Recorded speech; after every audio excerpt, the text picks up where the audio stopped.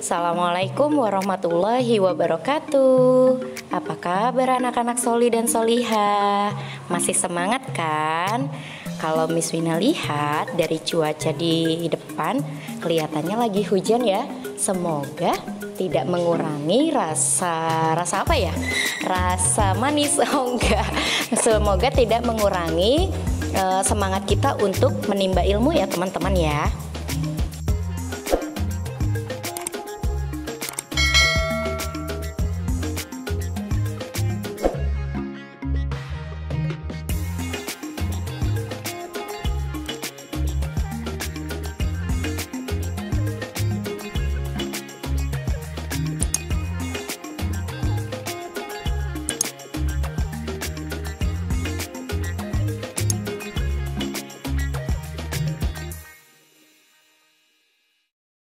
Nah, teman-teman, alhamdulillah kita sudah memasuki ke sesi kedua atau jam kedua, yaitu pelajaran pendidikan agama Islam dan budi pekerti. Nah, teman-teman,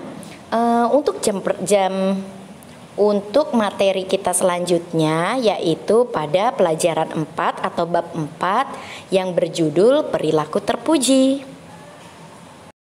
Selanjutnya, teman-teman, tujuan pembelajaran kita hari ini adalah yang pertama, meyakini bahwa sikap kerjasama dan tolong-menolong sebagai cerminan iman. Dan yang kedua adalah teman-teman mampu memahami sikap kerjasama dan tolong-menolong. Dan yang ketiga, teman-teman dapat menunjukkan sikap kerjasama dan tolong-menolong dalam kehidupan sehari-hari. Nah, teman-teman, untuk pembahasan kita yang pertama adalah perintah tentang hormat dan patuh kepada orang tua dan guru. Nah, teman-teman, tahu kan kalau di rumah ibu dan ayah kita itu merupakan orang tua kita di rumah. Nah, lantas ibu guru dan bapak guru, mister atau miss, ustadz atau ustazah merupakan orang tua kita di sekolah. Sebagai seorang muslim, kita semua harus hormat dan patuh kepada ibu dan ayah kita serta ibu dan bapak guru kita.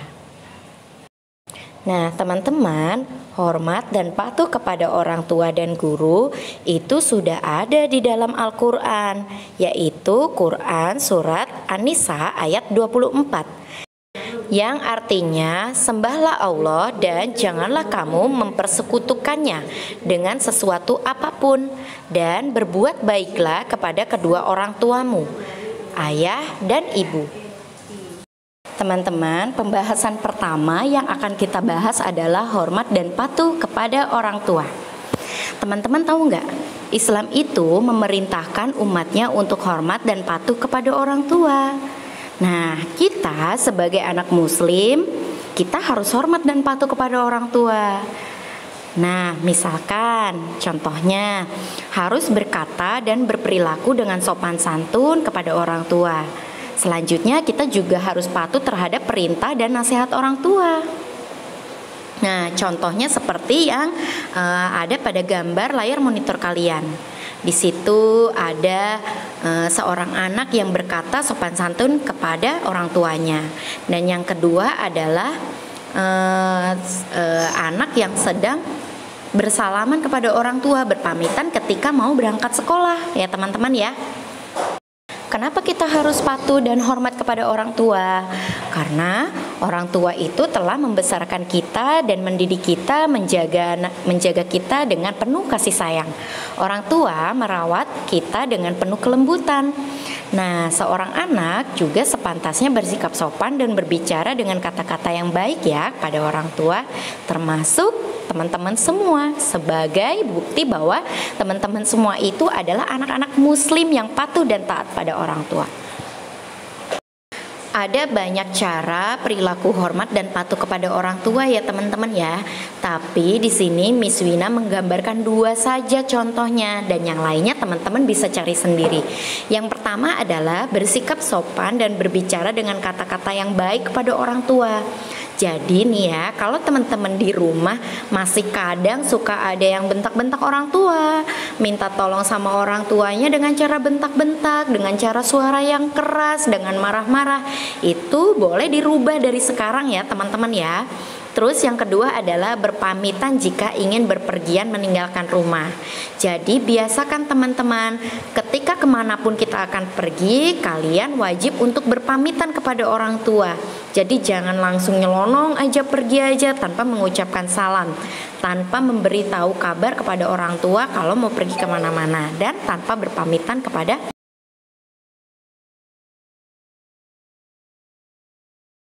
Selanjutnya adalah patuh dan hormat kepada guru. Hormat dan patuh kepada guru. Semula seorang anak itu tidak tahu apa-apa teman-teman. Berkat jasa guru, seorang anak mengerti sesuatu dan memiliki ilmu. Itulah sebabnya anak muslim harus hormat dan patuh terhadap guru. Nah, sekarang teman-teman tahu kan, orang yang hormat dan patuh kepada guru akan mendapatkan ilmu yang bermanfaat. Seorang anak bisa membaca, menulis, dan berhitung karena jasa guru. Guru telah memberikan ilmu dengan ikhlas kepada anak-anak atau semua muridnya. Anak yang ingin pintar pasti memperhatikan penjelasan guru. Nah, teman-teman, guru itu adalah pengganti orang tua kita di sekolah. Anak yang patuh dan hormat pada orang tua pasti akan hormat dan patuh juga kepada guru. Anak yang patuh dan hormat pada guru akan memiliki akhlak yang mulia. Teman-teman, banyak sekali contoh perilaku hormat dan patuh kepada guru. Di sini Miss Wina menggambarkan 2 saja ya. Coba teman-teman lihat pada layar monitor kalian. Yang pertama adalah memperhatikan penjelasan guru ketika sedang menerangkan materi pelajaran. Jadi teman-teman, ketika guru sedang mengajar, memang alangkah lebih baiknya teman-teman tidak tengok kiri kanan, tidak mengobrol dengan temannya, tidak bercanda, bahkan bermain dengan teman-temannya. Dan yang kedua adalah patuh dan menghormati guru. Nah, teman-teman, yang ketiga adalah yang akan kita bahas, yaitu kerjasama. Apa sih kerjasama itu? Kerjasama artinya melakukan suatu pekerjaan secara bersama-sama. Kerjasama merupakan perilaku yang baik dan mulia. Nah, tujuannya apa sih? Tujuannya adalah untuk meringankan suatu pekerjaan, teman-teman. Jadi, teman-teman, sesuatu hal itu akan mudah dan akan cepat dikerjakan, bahkan akan ringan kalau kita lakukan secara bersama-sama atau kerjasama. Nah, teman-teman, kerjasama itu bisa kita lakukan di mana saja. Di antaranya bisa kita lakukan di rumah, di sekolah, bahkan di lingkungan masyarakat. Contohnya, kalau kerjasama di rumah itu kita bisa bekerja sama dengan cara membersihkan rumah bersama keluarga. Misalnya seperti ini, setelah selesai bermain, mainannya dirapikan dan disimpan lagi teman-teman bersama adik atau kakak. Jika akan digunakan kembali, mainan tersebut tidak sulit ditemukan. Nah, terus mainannya pun juga akan jadi awet. Terus merapikan mainan bersama saudara atau teman bisa menciptakan kerukunan di lingkungan rumah itu sendiri.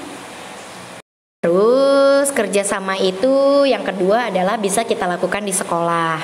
Contohnya dengan cara bekerja sama membersihkan ruangan kelas. Nah, kerjasama di sekolah itu sangat mengasihkan loh teman-teman. Pekerjaan yang berat terasa lebih ringan karena dikerjakan bersama-sama. Nah, terus pekerjaan pun cepat selesai teman-teman. Terus bekerja sama dengan banyak teman juga menciptakan kerukunan di lingkungan sekolah itu sendiri. Dan yang ketiga adalah di lingkungan masyarakat. Contohnya adalah dengan cara bergotong royong membersihkan lingkungan sekitar. Nah, jadi sikap kerjasama itu merupakan sikap yang terpuji ya teman-teman ya. Tetapi teman-teman harus ingat, ada beberapa hal kerjasama yang tidak boleh kita ikuti atau kita lakukan. Contohnya, nah teman-teman bisa lihat pada gambar layar monitor kalian. Contoh kerjasama yang dilarang diantaranya adalah yang pertama, misalnya mengerjakan soal-soal ulangan. Nah, kerjasama dalam mengerjakan soal-soal ulangan itu adalah kerjasama yang tidak baik teman-teman ya. Jadi kerjasama yang memang tidak boleh kita lakukan. Yang kedua adalah mencontek. Yang ketiga adalah mengganggu orang lain. Nah, itu adalah contoh kerjasama yang dilarang atau tidak boleh teman-teman lakukan. Nah, yang berikutnya adalah tolong menolong. Apa sih tolong menolong itu? Tolong menolong artinya saling menolong atau saling membantu teman-teman. Tolong menolong merupakan perilaku yang baik dan mulia. Tolong menolong bertujuannya untuk meringankan kesulitan orang lain. Ingat ya teman-teman, tolong menolong hanya boleh dilakukan dari hal yang baik saja. Misalnya, membantu ibu membawa belanjaan, terus menolong teman yang terjatuh dari sepeda, dan memberikan santunan kepada orang yang memang membutuhkan atau orang yang tidak punya. Tolong menolong tidak boleh dalam hal yang tidak baik. Misalnya, menolong teman mengambil mangga orang lain, atau membantu teman menyembunyikan buku temannya yang lain. Nah, ini tadi ya teman-teman ya, contoh perilaku tolong menolong, diantaranya ada menolong ibu membawa belanjaan, menolong korban banjir, membantu adik merapikan mainan, seperti yang tadi sudah Miss Wina jelaskan di sebelumnya. Contoh perilaku tolong menolong lainnya adalah membantu anak yang kurang mampu. Nah, teman-teman, membantu anak yang kurang mampu adalah perilaku yang baik atau perilaku yang terpuji. Anak yang diberi bantuan pasti merasa senang karena ia sangat memerlukannya. Bantuan yang terlihat kecil bagi anak yang memberinya akan terasa besar bagi anak yang memerlukannya. Terus yang kedua adalah contohnya, setiap hari itu kan seorang ibu menyiapkan makanan untuk keluarganya. Ibu pasti sangat lelah melakukannya setiap hari. Jika anak membantu pekerjaan rumah, ibu pasti akan sangat senang dan mengurangi rasa lelahnya. Ibu pasti akan lebih menyayangi anak yang rajin membantunya.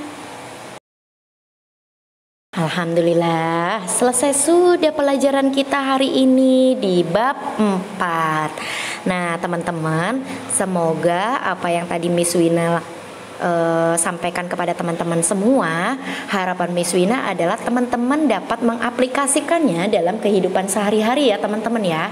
Dan semoga ilmu yang Miss Wina sampaikan dapat bermanfaat untuk teman-teman semua. Baiklah, karena pelajaran kita sudah habis, maka Miss Wina akhiri dengan menutupnya, membaca lafaz hamdalah. Alhamdulillahirabbil alamin.